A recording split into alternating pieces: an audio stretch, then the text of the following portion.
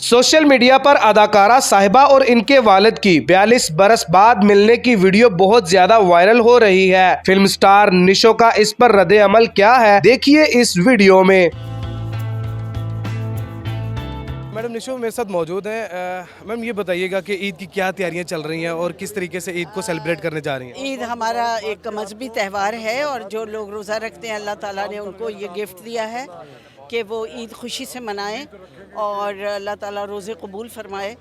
बहुत ये खुशी का मकाम होता है, नमाज़ पढ़ी जाती है और अपने अजीज़ व अकारिब से मिलते हैं। अच्छा मैम ये बताइएगा कि मैम साहिबा के बारे में कि अभी मैम साहिबा आपके साथ ही हैं?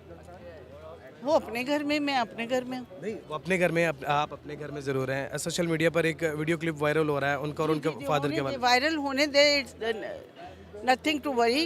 वो हो रहा है उसे होने दे।